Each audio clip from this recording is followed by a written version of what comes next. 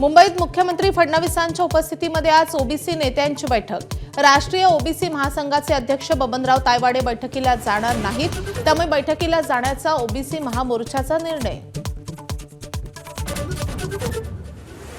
GR रद्द व्हावा अशी आपली मागणी मुळीच नाही, ओबीसी महासंघाचे अध्यक्ष बबनराव तायवाडेंचा पुनरुच्चार। जीआर असला काय नसला काय ओबीसींचं नुकसान नाही असाही दावा।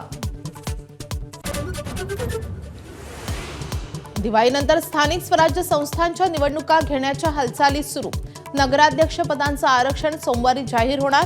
प्रशासकीय पातळीवर निवडणूक पूर्व प्रक्रिया पूर्ण करण्याचं काम सुरू। ठाकरेंच्या शिवसेनेचे नेते अनिल परब यांची आज दुपारी पत्रकार परिषद। रामदास कदमांनी केलेल्या आरोपांवर स्पष्टीकरण देणार।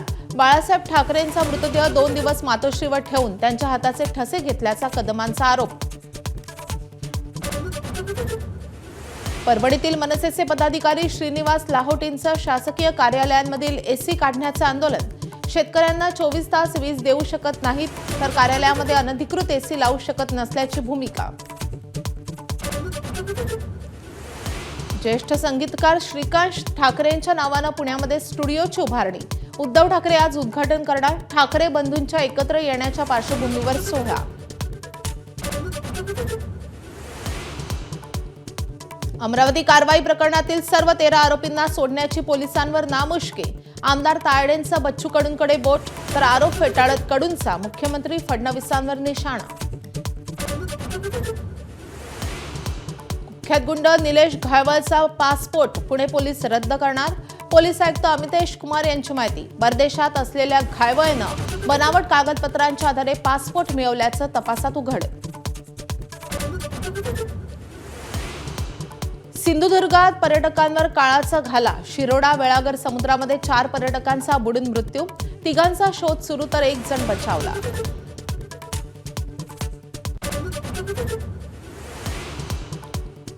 धाराशिवमध्ये पुरानंतर नवं संकट। जनावरं आणि माणसं आजारांच्या विळख्यात।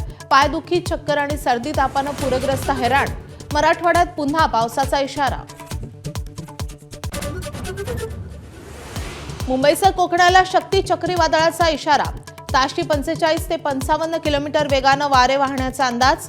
5 ऑक्टोबरपर्यंत मच्छीमारांना समुद्रात न जाण्याच्याही सूचना।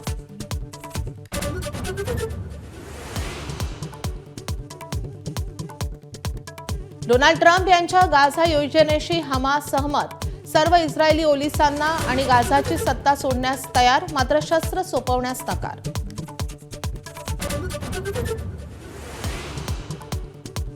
पहिल्या कसोटीत वेस्ट इंडिजच्या दुसऱ्या डावात 4 बाद 43 धावा। भारताकडून 286 धावांची आघाडी घेत पहिला डाव कालच्याच 448 धावांवर घोषित।